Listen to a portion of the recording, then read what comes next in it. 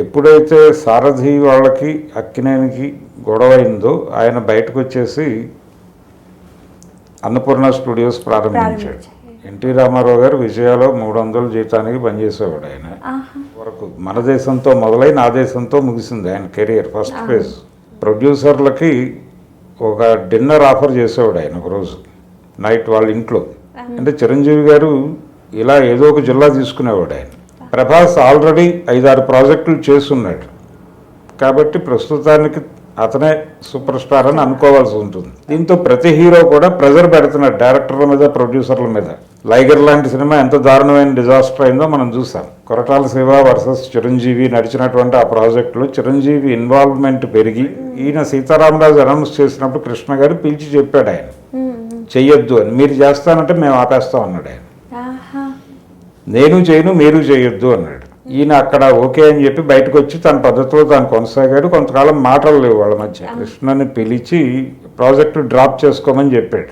అప్పుడు రామారావు గారు పిలిచి కోప్పడ్డాడు, తీశాడు. అదే పద్ధతిలో రామారావు గారిని టార్గెట్ చేస్తూ, రామారావు గారిని రెడిక్యూల్ చేస్తూ దాదాపు 7-8 సినిమాలు తీశాడు కృష్ణ గారు. ఎన్టీఆర్ అభిమానులు ఆయన్ని కొట్టారు విజయవాడలో. నా భవిష్యత్తు ఏంటో నాకు అర్థం కావడం లేదు, కారణం ఎవరిని అడిగినా ఇదే చెప్తున్నారు. ఇది కృష్ణ గారికి ఎలా ప్రొజెక్ట్ చేశారంటే డబ్బులు ఇస్తే తప్ప పాడనంటున్నాడు అని. అంటే తర్వాత రామకృష్ణని ఈయన దెబ్బ కొట్టగలిగాడు, వేరే గొడవ ఆడాడు. ఆ తర్వాత ఆయన అంతర్ధానం అయిపోయాడు. ఏమైపోయాడో తెలియదు. రామారావు గారు సీఎంగా ఉండి నోటీసులు ఇచ్చాడు. పద్మాలయ స్టూడియోస్కి చిత్ర నిర్మాణం కోసం ఇస్తే వీళ్ళు దాన్ని ఇతర యాక్టివిటీస్కి వాడటం మాత్రమే కాకుండా వేరే వాళ్ళకి అమ్మేశారు కూడా. పైగా నాగేశ్వరరావు గారికి సన్నిహితుడు, అన్నగారు అని పిలుచుకున్నటువంటి వ్యక్తి, ఆయన నుంచే దాడి జరగటం. నాగార్జున గారు తిరుపతి వెళ్ళి లడ్డూలు తీసుకొచ్చి వాళ్ళకి సరఫరా చేయటం, జైలుకి వెళ్ళి అదే స్టూడియో మీద రామారావు గారు మళ్ళీ కేసు పెట్టారు. రెండవది రాజ్ తరుణ్కి అవకాశాలు ఇప్పించడానికి తను కొంత హెల్ప్ చేసింది. అంటే ఇది వాళ్ళ పర్సనల్ అఫైర్. ఇది దీనిలో ఏమవుతుందంటే ఈ గందరగోళంలో వీళ్ళు సైకలాజికల్గా విపరీతంగా ప్రెజర్ ఫీల్ అయిపోయి రివెంజ్ ప్రోగ్రామ్గా వీళ్ళే డిజైన్లోకి వెళ్ళిపోతారు. నమస్తే, వెల్కమ్ టు స్క్వేర్ టాక్స్. నేను మీ భాను దాడి. ఈరోజు మనతో స్టూడియోలో ప్రముఖ సినీ జర్నలిస్ట్ భరద్వాజ్ గారు ఉన్నారు. ఆయన నుంచి సినీ పరిశ్రమ గురించి ఇంకొన్ని విషయాలు తెలుసుకుందాం. సార్ నమస్తే. నమస్తే. మీరు ఈ సినీ జర్నలిస్ట్గా రావడానికి ఏంటి సార్ ప్రోత్సాహం? సినీ జర్నలిస్ట్ అని కాదమ్మా, నేను మామూలుగా జర్నలిజంలోకి వచ్చాను. Okay sir. అయితే సినిమాల మీద ఉన్నటువంటి ఇంట్రెస్ట్తో దాని గురించి రాయటం మొదలుపెట్టాను. Okay sir. అంటే నేను దినపత్రికల్లో పనిచేశాను. తర్వాత టీవీలోకి వచ్చాను, ఎలక్ట్రానిక్ మీడియాలోకి వచ్చిన తర్వాత. Okay sir. నేను హెచ్ఎం టీవీలో చేసినప్పుడు కూడా జనరల్ డెస్క్లోనే చేశాను. తర్వాత విదేశీ వార్తలు అనువాదం చేయటం ఆ యాక్టివిటీలో ఉండేవాడిని. Okay sir. TV5లో నేను మొదటిసారిగా ఫిలిం దీనిలోకి ఎంటర్ అయ్యాను. Okay sir. అక్కడి నుంచి అదే లైన్లో ట్రావెల్ అయ్యాను అన్నమాట. చాలా ఫేమస్ అయిపోతూ వచ్చారు సార్. ఏం లేదు అంటే నాకు తెలిసిన విజయవాడలో ఉన్నాను నేను బేసిక్గా. Okay sir. మాది విజయవాడ కాదు కానీ నేను ఎక్కువ రోజులు విజయవాడలో ఉన్నాను. ఉండటం అప్పుడు విజయవాడ సెంటర్గా సినిమా పరిశ్రమ, అంటే సినిమాలకు సంబంధించినటువంటి పంపిణీ రంగం అంతా అక్కడే ఉండేది. గాంధీనగర్లో.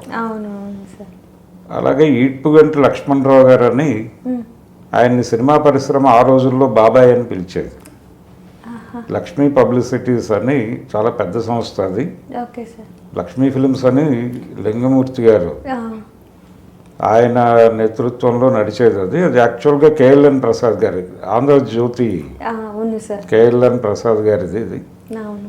అందులో లింగమూర్తి గారు మొత్తం ఆపరేషన్స్ అన్నీ ఆయన చూసేవారు. పబ్లిసిటీ డివిజన్ ఈయన చూసేవారు, ఈడ్పుగంటి లక్ష్మణరావు గారు చూసేవాడు. మేము ఎక్కువ అక్కడ కూర్చునేవాళ్ళం ఆ టైంలో. పర్టికులర్గా లక్ష్మీ పబ్లిసిటీస్లో ఎక్కువ కూర్చునేవాళ్ళం. దాంతో సినిమా పరిశ్రమకి సంబంధించిన అన్ని విషయాలు తెలుస్తూ ఉండేవి. అలాగే వాళ్ళతో మాట్లాడుతూ ఉండటం వలన తర్వాత నేషనల్ లిథో ప్రింటర్స్ అని ఒకటి ఉండేది విజయవాడలో. సినిమా పరిశ్రమకి పోస్టర్ ప్రింటింగ్ అనేది వాళ్ళే మొనోపలి. ఆయన NLP బాబు గారు అంటారు. మానికొండ అనే విలేజ్ వాళ్ళది. విజయవాడ నుంచి 30 కిలోమీటర్లు ఉంటుంది అది. అది వాళ్ళ గ్రామం. సూరెడ్డి బాబు గారు ఆయన ఇంటి పేరు సూరెడ్డి. ఆయన ఎన్ఎల్పి కొంతమంది భాగస్వాములతో కలిసి ప్రారంభించారు అప్పుడు. ఓకే. అలాగే విజయాలో కూడా భాగస్వాములు ఉండేవాళ్ళు. విజయ డిస్ట్రిబ్యూటింగ్ కంపెనీలో అవును. వాళ్ళు కూడా ఎన్ఎల్పిలో భాగస్వామ్యంలో ఉండేవాళ్ళు. ఇలా సినిమా పరిశ్రమకు సంబంధించిన పోస్టర్ ప్రింటింగ్ విజయవాడ నడిచేది. విజయవాడ అంటే ఎన్ఎల్పి కాస్ట్లీ అనుకున్న వాళ్ళు శివకాశి వెళ్ళేవాళ్ళు అప్పుడు. పబ్లిసిటీ హోర్డింగ్స్ ఈ వ్యవస్థ అంతా కూడా లక్ష్మీ పబ్లిసిటీస్లో జరిగేది. ప్రతి డిస్ట్రిబ్యూషన్కి ఒక పబ్లిసిటీ విభాగం ఉండేది. ఈ పద్ధతిలో అన్నపూర్ణ పబ్లిసిటీస్ అని ఒకటి ఉండేది జింకానా గ్రౌండ్స్ వెనకాల. అవును. ఇలా శ్రీ ఫిలిమ్స్ వాళ్ళకి నవయుగ వాళ్ళకి ఒకటి ఉండేది పబ్లిసిటీ డివిజన్. అంటే అవి రెండు సిస్టర్ కన్సర్న్స్, నవయుగ శ్రీ ఫిలిమ్స్. ఇది పర్వతనేని చంద్రశేఖరరావు గారిది శ్రీ ఫిలిమ్స్ అనేది, నవయుగనేమో కాట్రగడ్డ వాసు గారిది. అక్కినేని నాగేశ్వరరావు గారు కూడా దానిలో భాగస్వామిగా ఉండేవారు మొదట్లో. తర్వాత ఆయన బయటకు వచ్చేసి కృష్ణప్రసాద్ అని ఒక ఆయన, విబి రాజప్రసాద్ గారి బ్రదరు, ఆయనతో కలిసి అన్నపూర్ణ పిక్చర్స్ అని ఇంకో డిస్ట్రిబ్యూటింగ్ కంపెనీ పెట్టారు. ఇప్పుడు పెట్రోల్ బంక్ ఉంది అక్కడ జింకానా గ్రౌండ్స్ ఆపోజిట్లో. ఆ పెట్రోల్ బంక్ ఉన్న ప్లేస్లో అన్నపూర్ణ పిక్చర్స్ అని డిస్ట్రిబ్యూటింగ్ కంపెనీ ఉండేది ఆ రోజుల్లో. వాళ్ళది ఒక పబ్లిసిటీ విభాగం ఉండేది. హోర్డింగ్స్ అవి వేసేవాళ్ళు, కట్అవుట్లు, పెయింటింగ్, చాలా యాక్టివిటీ జరిగేది. ఈవెన్ ప్రెసెస్ కూడా నడుస్తూ ఉండేవి కదా సార్ అక్కడే. ప్రెస్లు cinema weekly cinema news update ఇచ్చే సినిమా పత్రికలు ప్రధానంగా మెడ్రాస్ నుంచే నడిచినాయి మొదటి నుంచి. సినిమా పత్రికలు విజయవాడ తర్వాత ఎప్పుడు. ఓకే.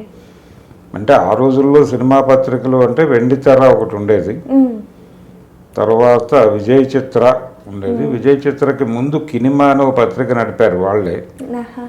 సినీ హెరాల్డ్ అని ఒకటి ఉండేది. ఇవన్నీ కూడా మెడ్రాస్ బేస్డ్గానే నడిచేవి, ఎందుకంటే యాక్టివిటీ అక్కడ జరిగేది కాబట్టి. సినిమాలన్నీ అక్కడే కదా అక్కడే తీసేవాళ్ళు. డిస్ట్రిబ్యూషన్ వ్యవహారం అంతా విజయవాడలో జరిగేది, హైదరాబాద్కి ఏమి సంబంధం లేదు. అయితే సారథి స్టూడియోస్ ఉండేది. ఎక్కువ అక్కినేని నాగేశ్వరరావు గారి సినిమాలు ఇక్కడ షూట్ అయ్యాయి. ఆయన ఇక్కడ ఉండేవాడు కాబట్టి హైదరాబాద్ వచ్చేసాడు. మెడ్రాస్ నుంచి హైదరాబాద్ వచ్చి హైదరాబాద్లో ఆయన యాక్టివిటీ నడిచేది అంతవరకే. భాగ్యనగర్ స్టూడియోస్ అని ఇంకోటి ఉండేది, అది ఇప్పుడు లేదు, అది క్లోజ్ అయిపోయింది. బాదం రామస్వామి గారిది అది. ఆ స్టూడియోలో కొంత యాక్టివిటీ జరిగేది. ఎప్పుడైతే సారథి వాళ్ళకి అక్కినేనికి గొడవ అయిందో ఆయన బయటకు వచ్చేసి అన్నపూర్ణ స్టూడియోస్ ప్రారంభించాడు. అలా అలా అక్కడి వరకే హైదరాబాద్. 90 వరకు దాదాపుగా మెడ్రాస్లోనే సినిమాలు నడిచాయి. ఇప్పటికి కూడా రీ రికార్డింగ్స్ కావచ్చు, మ్యూజిక్ సాంగ్స్ అన్నీ కూడా అక్కడే జరుగుతున్నాయి కదా సార్. డబ్బింగ్ కూడా చెన్నైలో లేదమ్మా, అయిపోయింది, అంతా వచ్చేసింది హైదరాబాదే యాక్టివిటీ అంతా నడుస్తుంది. తమిళ సినిమాలు కూడా వచ్చి రామోజీ ఫిల్మ్ సిటీలో తీసుకుంటున్నారు. ఇప్పుడు అక్కడ స్టూడియోలు చాలా వరకు మూతపడిపోయినాయి మెడ్రాస్లో యాక్టివిటీ లేక. అంటే ఆ రోజుల్లో తెలుగు, కన్నడ, మలయాళ పరిశ్రమలన్నీ అక్కడే ఉండేవి. అందరు ఆర్టిస్టులు అక్కడే ఉండేవాళ్ళు. అందుకని మీకు చాలామంది ఆర్టిస్టులు, తెలుగు ఆర్టిస్టులు వాళ్ళ సినిమాల్లో కనిపించేవాళ్ళు. అలాగే కన్నడ ఆర్టిస్టులు మన సినిమాలో ఉదయ్ కుమార్ లాంటి వాడు తెలుగు సినిమాల్లో కూడా కనిపించేవాడు. రాజ్ కుమార్ తెలుగులో 2-3 సినిమాలు చేయటానికి కారణం అదే. అలా మొదలైంది. అంటే సినిమా అంటే ఇంట్రెస్ట్ విజయవాడలో ఉండటం వలన జరిగింది. నేను చదివింది కూడా అక్కడే, విజయవాడలోనే చదివాను. శాతవాహన కాలేజీలో చదివాను. శాతవాహనలోనే డిగ్రీ చేశాను. తర్వాత సిద్ధార్థ లా కాలేజీలో చేరాను. సో నాకు విజయవాడతో పర్టికులర్గా ఈడ్పుగంటి లక్ష్మణరావు గారితో సంబంధం ఉండటం వలన సినిమా ఇంట్రెస్ట్, సినిమా జ్ఞానము అలా వచ్చింది. అలాగే పత్రికలు విపరీతంగా చదివేవాళ్ళం. సినిమా అభిమాన సంఘాలు విజయవాడ కేంద్రంగానే ఉండేవి. ఈ అభిమానులతో ఇంటరాక్షన్స్ ఉండేవి. ఆ రోజుల్లో అక్కినేని అభిమానులందరూ అలంకార్ సెంటర్ దగ్గర సమావేశం అయ్యేవారు రోజు. రామారావు గారి అభిమానులందరూ దుర్గా కళామందిరంలో సమావేశం అయ్యేవారు. ఆ కాంపౌండ్లో, కళామందిర్ కాంపౌండ్లో రోజు ఈవినింగ్ కనీసం ఒక 50 మంది ఎన్టీ రామారావు గారి అభిమానులు ఉండేవాళ్ళు. అలంకార్ ఇప్పుడున్న అలంకార్ ఈ షేప్లో ఉండేది కాదు అప్పుడు. సింగిల్ థియేటర్, ముందంతా ఖాళీ స్థలం ఉండేది, ఇప్పుడు కాంప్లెక్స్ కింద అన్ని మారిపోయింది. అవును హోటల్ కింద అలా కాంప్లెక్స్ పెట్టేశారు. ఇప్పుడు కాంప్లెక్స్ అయిపోయింది. ఆ రోజుల్లో అలంకారు చాలా హాయిగా ఉండేది, చుట్టూ చెట్ల కింద కూర్చోవడానికి అరుగులు అలా ఉండేది. అక్కడ కూర్చుని ఉండేవాళ్ళు నాగేశ్వరరావు గారి అభిమానులు. అంటే ఆయన సినిమాలు ఎక్కువ ఆ థియేటర్లో రిలీజ్ అయ్యేవి. రామారావు గారి సినిమాలు కళామందిర్లో ఎక్కువ రిలీజ్ అయ్యేవి. తర్వాత అప్సరా థియేటర్ వచ్చిన తర్వాత అటు షిఫ్ట్ అయింది, ఏసీ థియేటర్కి వెళ్ళింది. అవును అవును. అప్పటి వరకు కళామందిర్ ఆయన సినిమాలన్నీ దాదాపుగా. అంటే కారణం విజయ పిక్చర్స్లో రిలీజ్ అయ్యేవి ఆయన సినిమాలు, విజయవాడ లీజ్లో ఉండేది ఆ థియేటర్. ఆ రోజుల్లో ప్రతి డిస్ట్రిబ్యూషన్ కంపెనీకి రాష్ట్ర వ్యాప్తంగా పర్మనెంట్ థియేటర్స్ ఉండేవి వాళ్ళ లీజులో. అవును. అందుకని వాళ్ళ సినిమాలు ఆ థియేటర్ అంటే డిస్ట్రిబ్యూటర్ ఎవరో తెలిసిపోతే ఏ థియేటర్లో సినిమా వస్తుందో తెలిసిపోయేది. Okay sir.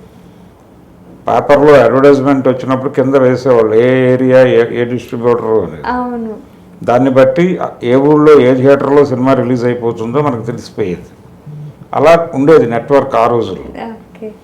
ఈ సమాచారం తెలిసి ఉండటం చేత నేను కొంచెం ఫిలిం జర్నలిజంలోకి వచ్చిన తర్వాత నిలదొక్కుకోగలిగాను. ఓకే సార్, ఈ ఫిలిం జర్నలిజంకి ఏదైనా కోర్స్ ఉంటుందా లేదా సినిమాల మీద అవగాహన ఉంటే వచ్చే అట్లా కోర్సులే ఉండవమ్మా దేనికి. అంటే జర్నలిజం కోర్సు ఉంటుంది మామూలుగా, మాస్ కమ్యూనికేషన్ చేస్తే సరిపోతుంది. ఓకే. అంటే మీకు ఒకటి ఇందులో ప్రధానం ఏంటంటే విషయం తెలియాలి, విషయం తెలుసుకునే ప్రయత్నం చేయాలి, ఒక పరిశోధన చేసేటువంటి దృక్పథం ఉండాలి.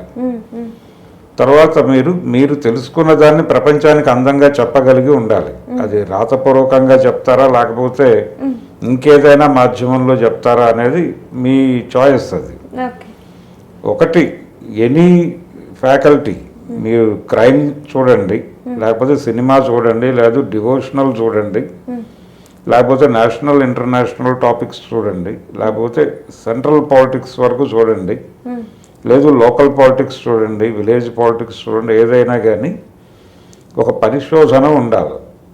ఆ పరిశోధన ఉన్నప్పుడు మాత్రమే మీ మార్క్ పడుతుంది దాని మీద. మీ మార్క్ పడ్డప్పుడే మీకు గుర్తింపు వస్తుంది. అది లేనంత కాలం మీరు ఉంటారు అంతే అక్కడ. మీరు ప్రత్యేకంగా వేసే ముద్ర లేనప్పుడు మిమ్మల్ని పట్టించుకోదు ప్రపంచం. అవును సార్. ఇప్పుడు నార్మల్గా సినీ పరిశ్రమలో మెయిన్గా కనిపించే క్యారెక్టర్స్కి వాళ్ళకి ఎక్కువ రెమ్యునరేషన్ ఉంటుంది. బ్యాక్గ్రౌండ్లో పనిచేసే టెక్నీషియన్స్కి వాళ్ళకి ఎలా ఉంటాయి సార్ పేమెంట్స్ అనేవి? రెమ్యూనరేషన్స్ అనేవి ఒకప్పుడు ఒకలా ఉండేదమ్మా, ఇప్పుడు మారిపోయింది పరిస్థితి. ఓకే.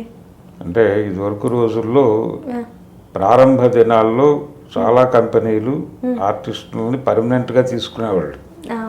కాంట్రాక్ట్స్ కూడా ఉండేది. అదే కాంట్రాక్టులు కాదమ్మా, జీతానికే తీసుకునేవాళ్ళు. ఎన్టీ రామారావు గారు విజయాలో 300 జీతానికి పనిచేసేవాడు. ఆయన 300 అంటే మంత్లీ 300 ఇస్తారు ఆయనకి జీతం. సినిమా ఉండి సినిమాలో క్యారెక్టర్ చేస్తే 5,000 ఇచ్చేవాళ్ళు. 5,000 రెమ్యూనరేషన్ సినిమాకి, మంత్లీ శాలరీ 300. ఈ ప్రాతిపదికనే ఆయన విజయాలో పాతాళ భైరవి, షావుకారు నుంచి మొదలైంది. షావుకారు, పాతాళ భైరవి, పెళ్లి చేసి చూడు, మిస్ అమ్మ, ఈ సినిమాలన్నీ అలా వచ్చిన సినిమాలే. ఆ తర్వాత ఆయన సూపర్ స్టార్ అయిపోయాడు, ఆ కాంట్రాక్ట్ నుంచి బయటకు వచ్చేసాడు. పాతాళ భైరవి తర్వాతే బయటకు వచ్చాడు. అయితే విజయ వాళ్ళకి మాత్రం ఆ రేటుకి చేస్తానని చెప్పాడు. బయట నేను వేరే రేట్ తీసుకున్నప్పటికీ మీకు అది అలా చేస్తాను అనే కమిట్మెంట్ ఇచ్చి బయటకు వచ్చేసాడు ఆయన కాంట్రాక్ట్లో నుంచి. ఆ తర్వాత ఆయన ధోరణిలో ఆయన వెళ్ళాడు. అయితే రెమ్యూనరేషన్లు ముందే మాట్లాడేవాళ్ళు ఆ రోజుల్లో. ఆయన చివరి రోజుల వరకు అదే జరిగింది. రామారావు గారు ఇండస్ట్రీ నుంచి బయటకు వచ్చిన చివరి సినిమా నా దేశం వరకు, మన దేశంతో మొదలై నా దేశంతో ముగిసింది ఆయన కెరియర్ ఫస్ట్ ఫేజ్. తర్వాత ఒక 5-6 సినిమాలు చేశాడు ఆయన విడిగా. అయితే ఈ 2 సినిమాల మధ్యలో ఆయన జస్ట్ రెమ్యూనరేషన్ చెప్పేవాడు. ఆ రెమ్యూనరేషన్ పెంచేటప్పుడు కూడా ఆయన ఒక పద్ధతి మెయింటైన్ చేసేవాడు. అంటే ప్రొడ్యూసర్లకి ఒక డిన్నర్ ఆఫర్ చేసేవాడు ఆయన ఒకరోజు నైట్ వాళ్ళ ఇంట్లో. ఆ డిన్నర్లో ఆయనే వడ్డనకి దిగేవాడు, ఒక డిష్ ఆయనే వడ్డించేవాడు. వడ్డించిన తర్వాత వీళ్ళకి బయట ఈ తాంబూల సేవనం కార్యక్రమం జరిగేటప్పుడు చెప్పేవాడు, బాబు నేను ఈ రోజు నుంచి రేటు పెంచుతున్నాను, ఇది నా రేట్ అని చెప్పి వెళ్ళిపోయాడు లోపలికి. ఇలా ఒక పద్ధతి ఉండేది. ఇప్పుడు అలా లేదు. ఇప్పుడు ఏంటంటే సినిమా ఎంత కలెక్ట్ చేస్తోంది, ఇది ఒక దశ రామారావు గారిది. ఆ తర్వాత రోజుల్లో ఏరియా హక్కులు అడగటం మొదలెట్టారు. అంటే మీరు కృష్ణా జిల్లాను, లేకపోతే తూర్పుగోదావరి, లేకపోతే పశ్చిమ గోదావరి, ఇలా ఒక జిల్లా హక్కులు అడగటం అనేది పద్ధతిగా మొదలైంది. ఒక దశలో ఒక ఏరియా రైట్స్ అంటే ఇక్కడ నైజాం హక్కులు అడిగిన వాళ్ళు కూడా ఉన్నారు. ఇలా నడిచింది. అంటే చిరంజీవి గారు ఇలా ఏదో ఒక జిల్లా తీసుకునేవాడు ఆయన. ఆ జిల్లాయే రెమ్యూనరేషన్ ఆయనకి. అంటే ఆ జిల్లాలో సినిమా హిట్ అయితే ఆ జిల్లాలో ఒకసారి అది ₹1,00,00,000 కలెక్ట్ చేయొచ్చు. ₹1,00,00,000 రెమ్యూనరేషన్. ఆ తర్వాత సినిమా ఫ్లాప్ అవ్వచ్చు, దానికి 30 లక్షలే రావచ్చు. 30 లక్షలే ఆ సినిమాకి రెమ్యూనరేషన్. ఆ పద్ధతిలోనే వెళ్ళాడు ఆయన. ఇది ఒక స్టైల్. ఇప్పుడు ఏంటంటే ప్రొడక్షన్ కాస్ట్ ఎంత పెడుతున్నారో దానిలో పర్సంటేజ్ ఒక పద్ధతి, రెండోది వచ్చిన వసూళ్లలో పర్సంటేజ్ ఒక పద్ధతి పెడుతున్నారు.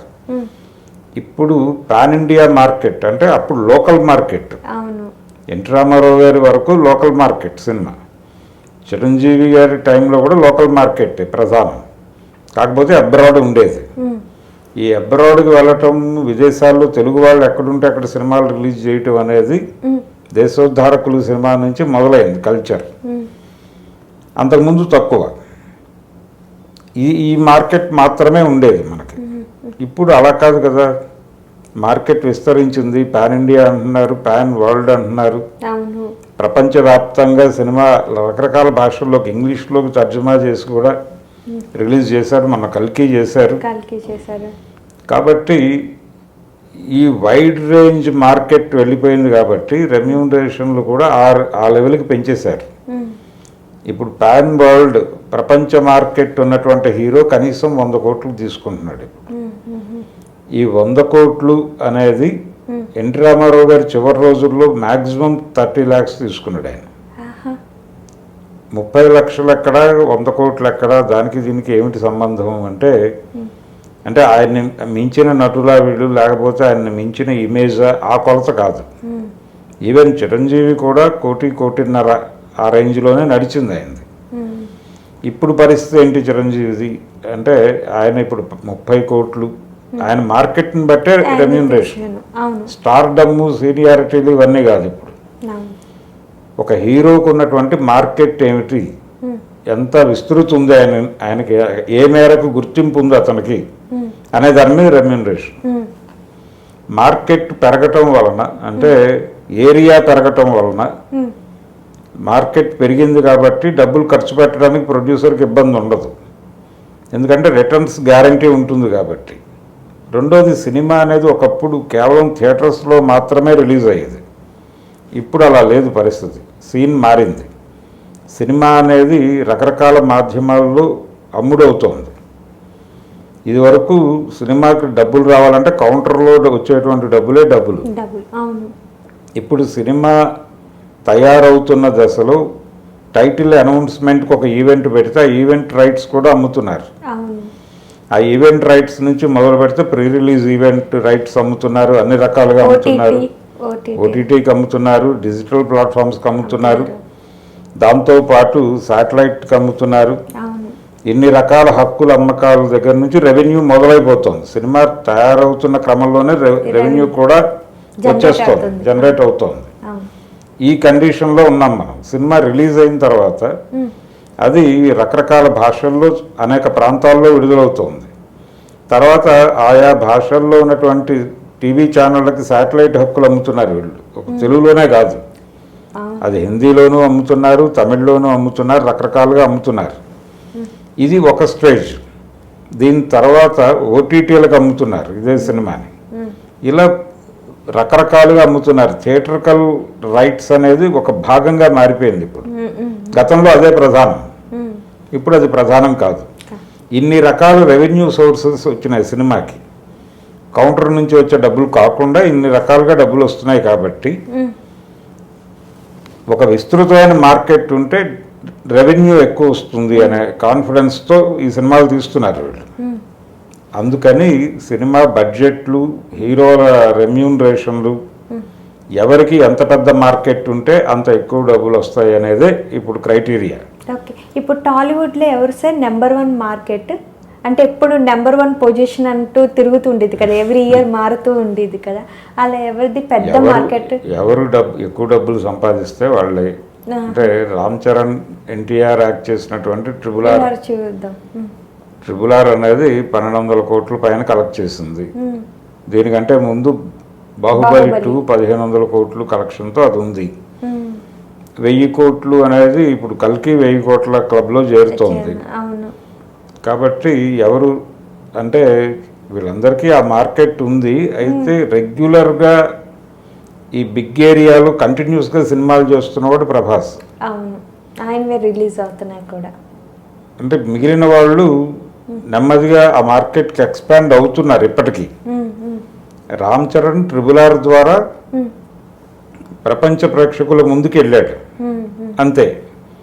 దాని తర్వాత సినిమా కంటిన్యూ అవ్వాలి. అది కంటిన్యూ అయితే తను నిలబడతాడు. ఎన్టీఆర్ కూడా ఇప్పుడు దేవరా అదే మార్కెట్ని టార్గెట్ చేస్తున్నారు. అది ఏ మేరకు వసూలు చేస్తుంది అనే దాన్ని బట్టి అతని భవిష్యత్తు ఆధారపడింది. ప్రభాస్ ఆల్రెడీ 5-6 ప్రాజెక్టులు చేస్తున్నాడు కాబట్టి ప్రస్తుతానికి అతనే సూపర్ స్టార్ అని అనుకోవాల్సి ఉంటుంది. ఇప్పుడు అల్లు అర్జున్, నిజానికి వీళ్ళందరూ కూడా ప్రభాస్ బాహుబలిలో చేయడానికి ముందు ప్రభాస్ కంటే పెద్ద హీరోలు వీళ్ళు. తెలుగు మార్కెట్ వరకు పరిమితం అవుతాయి. కానీ పాన్ ఇండియా మార్కెట్కి ఎక్స్పోజ్ కావడం ద్వారా వీళ్ళందరినీ అధిగమించాడు. వీళ్ళందరూ 30 కోట్ల రేంజ్లో ఉన్న టైంలోనే అతను 100 కోట్లు తీసుకున్నాడు. దాంతో మనం కూడా మార్కెట్ పెంచుకోవాలి, మన సినిమాలకు కూడా మార్కెట్ పెంచాలి, మనం కూడా రెమ్యూనరేషన్లు పెంచాలనే పరుగు పందెం మొదలైంది. దీంతో ప్రతి హీరో కూడా ప్రెజర్ పెడుతున్నాడు డైరెక్టర్ల మీద, ప్రొడ్యూసర్ల మీద, నాతో పాన్ ఇండియా ప్రాజెక్ట్ వర్కౌట్ చేయండి అని. ఈ ప్రెజర్లో నుంచి ప్రొడ్యూసర్లు డైరెక్టర్ల మీద ప్రెజర్ పెడుతున్నారు. బాబు పాన్ ఇండియా సబ్జెక్ట్ కావాలట, నా దగ్గర ఒక పెద్ద హీరో డేట్స్ ఉన్నాయని మాట్లాడుతున్నారు. అలా ఈ ప్రాజెక్టులన్నీ కూడా పాన్ ఇండియా లెవెల్లో తీస్తున్నాం అనేటువంటి కార్యక్రమంలోకి వెళ్ళిపోయాయి. ఇందులో కొన్ని సినిమాలు కనెక్ట్ అవ్వచ్చు, కొన్ని మెజరబుల్గా ఫ్లాప్ అవ్వచ్చు. లైగర్ లాంటి సినిమా ఎంత దారుణమైన డిజాస్టర్ అయిందో మనం చూసాం. అది నిజంగా హీరో యాటిట్యూడ్ వల్లే డిజాస్టర్ సార్, లేదా మూవీ హీరోకి సంబంధం లేదు ఆ సినిమా. అది కేవలం డైరెక్టర్ గారి గొడవే, డైరెక్టర్ గారి క్రియేషన్. అది హిట్ అయినా ఫెయిల్ అయినా మేజర్ క్రెడిట్ డైరెక్టర్కి ఎడుతుంది. కాకపోతే కొన్ని సందర్భాల్లో హీరో ఇన్వాల్వ్మెంట్ ఎక్కువయ్యి ఇబ్బంది పడి డైరెక్టర్ సఫకేట్ అయ్యి ప్రాజెక్టు చెడగొట్టినటువంటి సందర్భాలు కూడా కొన్ని ఉంటాయి. అలాంటి ప్రాజెక్టులకు ఉదాహరణ ఆచార్య సినిమా. కొరటాల శివ వర్సెస్ చిరంజీవి నడిచినటువంటి ఆ ప్రాజెక్టులో చిరంజీవి ఇన్వాల్వ్మెంట్ పెరిగి రామ్ చరణ్కి ఎక్కువ క్యారెక్టర్, ఎక్కువ స్క్రీన్ ఇవ్వాలి. లేదు, అది ఆల్రెడీ స్క్రిప్ట్ స్టేజ్లో డిసైడ్ అయిపోయింది. అది కాకుండా స్క్రిప్ట్ దగ్గర నుంచి మొదలు పెడితే టేకింగ్ వరకు ప్రతిదీ కూడా వీళ్ళ ఇన్వాల్వ్మెంట్ పెరుగుతున్నటువంటి క్రమం. ఈ పెరుగుతున్న క్రమంలో తను కార్నర్ అయిపోయాడు. ఈ కార్నర్ అయిపోవటం అనేది సినిమా మీద ప్రభావం చూపించింది. ఆ సినిమా డిజాస్టర్ అయింది. ఇలాంటి సమస్యలు కొన్నిసార్లు అనివార్యంగా వస్తాయి. సార్, అప్పుడు డిస్ట్రిబ్యూషన్ ఎవరైతే డిస్ట్రిబ్యూట్ చేసి లాస్ ఉన్నారో వాళ్ళందరూ ఈయన మీద ప్రెషర్ పెట్టారు కదా, కొరటాల గారి మీద. మనీ ఇస్తా అన్నారు, అది అయిపోయిందా సార్? ప్రాబ్లం క్లియర్ అయిపోయిందా? అది అయిపోయా కదా, రెండో ప్రాజెక్ట్కి వెళ్ళాడు. ఓకే, అంటే అలా ఒక సినిమా డిస్ట్రిబ్యూటర్ నష్టపోతే డైరెక్టర్స్ ఇస్తారా సార్ మనీ? బాధ్యత తీసుకుంటే ఇస్తారు. ఓకే, బాధ్యత తీసుకోకపోతే ఎవరు? ఓకే, అలా ఏదైనా జరిగిందా సార్? ఎవరైనా డిస్ట్రిబ్యూటర్స్ నష్టపోతే హీరోలు కలెక్ట్ చేసుకొని మనీ ఇవ్వడం, హీరోలు వెనక్కి ఇవ్వడం అనేది రజనీకాంత్ గారు చేశాడుగా. బాబా మూవీ ఆయనే ప్రొడ్యూసర్ కూడా దానికి. ఆయన ప్రొడ్యూసర్ కాబట్టి, ఆయన హీరో కాబట్టి చేశాడు. ఆ తర్వాత కూడా ఏదో సినిమా ఫ్లాప్ అయితే తన రెమ్యూనరేషన్ వరకు వెనక్కి ఇచ్చేయడం చూసాం మనం. అట్లా రెమ్యూనరేషన్ వెనక్కి ఇచ్చిన వాళ్ళు ఉన్నారు అంతవరకే. కానీ నిర్మాతలు ఖచ్చితంగా డిస్ట్రిబ్యూటర్లను ఏదో మేరకు సంతృప్తి పరచాల్సిన అవసరం ఉంటుంది. అంటే నెక్స్ట్ పిక్చర్ మీకు తక్కువ రేటుకి ఇస్తామనో ఏదో ఒక సెటిల్మెంట్ చేసుకుని పంపించేస్తారు. అలా జరిగిద్దా సార్? అదే జరుగుతుంది, అలాగే జరుగుతుంది. ఇప్పుడు కొరటాల శివ కూడా వాళ్ళందరికీ ఏదో డబ్బులు కొలిచి ఇచ్చాడు అని అనుకోనక్కర్లేదు. దేవర సినిమా మీకే ఇస్తాం, ఈ రేషియోలో ఇస్తాం, మీరు దానిలో ప్రాఫిట్ తినండి అని చెప్పి సెటిల్ చేసిన వ్యవహారం అది. ఆయన ఏదో ఆయన ఇంట్లోకి వెళ్ళి వెంటనే డబ్బులు తీసుకొచ్చి వాళ్ళందరికీ సెటిల్మెంట్ చేశాడని కాదు. ప్రొడ్యూసర్లు కూడా అదే చేస్తారు. నెక్స్ట్ పిక్చర్ కొంచెం తక్కువకి ఇద్దాంలేండి, మీకే ఇస్తాం, కొంచెం బిగ్ లెవెల్లో పెడుతున్నాం వేరే హీరోతో అని చెప్తారు. అది అక్కడికి ఆ సెటిల్మెంట్ కోసమే వస్తారు వాళ్ళు, డబ్బుల కోసం కాదు. వాళ్ళకి తెలుసు డబ్బులు రావని, తెలిసినప్పటికీ ఏదో ఒక కమిట్మెంట్ ఉంటుంది కదా అనే ఉద్దేశంతో వస్తారు. అలా జరుగుతుంది సినిమా బిజినెస్ అనేది. ఇప్పుడు ఈ డిస్ట్రిబ్యూషన్లో నష్టపోయిన వాళ్ళు మళ్ళీ ఎలా కోలుకోవాలి? ఇంకా కోలుకోవడాలు ఉండవా? ఈ సినిమాకి సంబంధించి ఇంకా అయిపోయినట్టే ఇంకా వాళ్ళు. గతంలో ఎలా ఉండేదంటే 5 ఏళ్ళు వాళ్ళ చేతుల్లో ఉంటుంది సినిమా. ఏ సెంటర్లో రిలీజ్ చేస్తారు సినిమాని, ఇక్కడ ఫెయిల్ అవుతుంది సినిమా, బి సెంటర్లకు పంపిస్తారు, అక్కడ కొంత రెవెన్యూ వస్తుంది. సి సెంటర్లకు వెళ్ళేది అదే ప్రింట్, అక్కడ నుంచి కొంత డబ్బులు వచ్చేవి. ఇది ఈ లోపు కొంచెం గ్యాప్ ఇచ్చి ఈ 3 చోట్ల తిరిగి వచ్చేసరికి ఏ సెంటర్లో రీ రిలీజ్ చేసేవాళ్ళు, సెకండ్ రిలీజ్. ఈ లోపు ఈ పాటలు, ఈ సన్నివేశాలు, మౌత్ పబ్లిసిటీ పెరిగి సెకండ్ రిలీజ్ అయినప్పుడు చూడాలనుకుని కొంతమంది ప్రిపేర్ అయ్యేవాళ్ళు. సినిమా ఒకసారి థియేటర్లోంచి వెళ్ళిపోయిన తర్వాత తిరిగి సినిమా హాల్కి వస్తే తప్ప చూసే అవకాశం లేదు. అప్పుడు ఫోన్లు లేవు, ల్యాప్టాప్లు లేవు, ఇంటర్నెట్ లేదు. కాబట్టి వెయిట్ చేసేవాళ్ళు. వెయిట్ చేసిన వాళ్ళు సినిమా రీ రిలీజ్ అవుతోంది, సెకండ్ రిలీజ్ అవుతోంది అనగానే వెళ్ళేవాళ్ళు థియేటర్కి. దానవేర సూరకర్ణ అనే సినిమా ఫస్ట్ రిలీజ్లో ఎంత కలెక్ట్ చేసిందో సెకండ్ రిలీజ్లో కూడా అంతే కలెక్ట్ చేసింది. అది ఫస్ట్ రిలీజ్లో 1 కోటి కలెక్ట్ చేసింది, సెకండ్ రిలీజ్లో కూడా 1 కోటి రూపాయలే కలెక్ట్ చేసింది.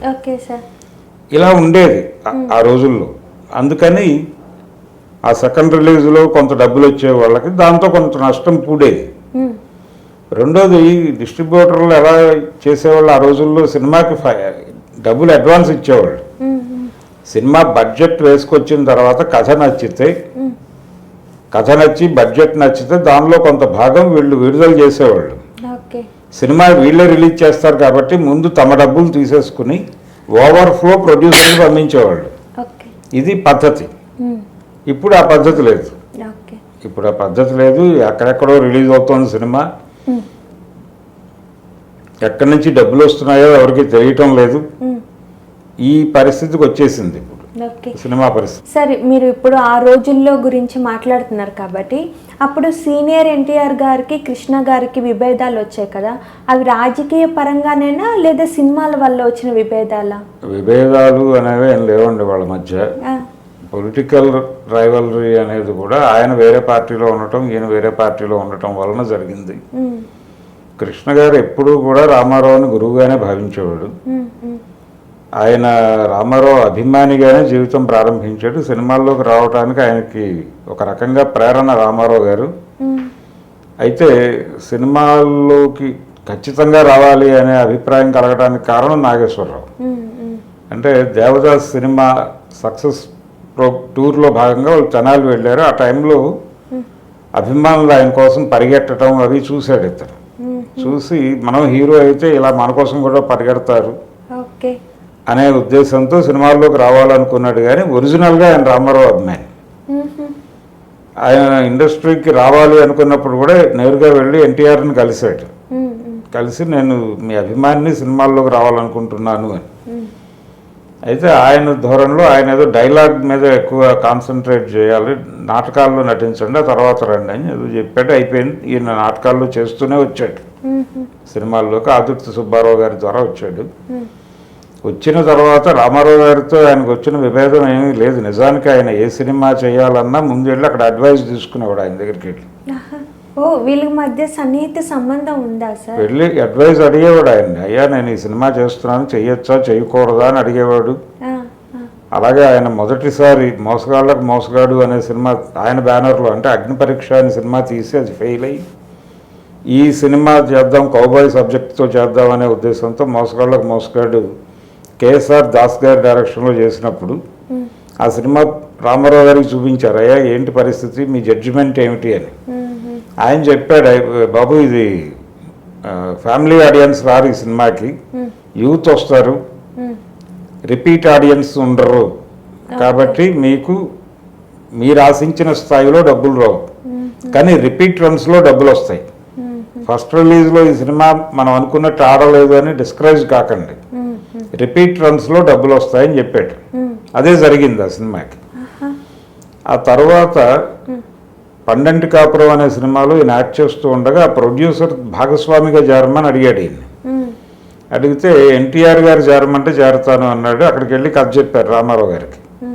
చెబితే ఇది మా ఉమ్మడి కుటుంబం లాంటి సినిమాయే కదా, ఇలాంటి సినిమాలు చూస్తారు జనాలు, అంటే తమ జీవితాల్లో ఏది లేదో అది తెర మీద చూసి ఆనందపడటానికి ఇష్టపడతాడు ప్రేక్షకుడు, ఇది సైకాలజీ.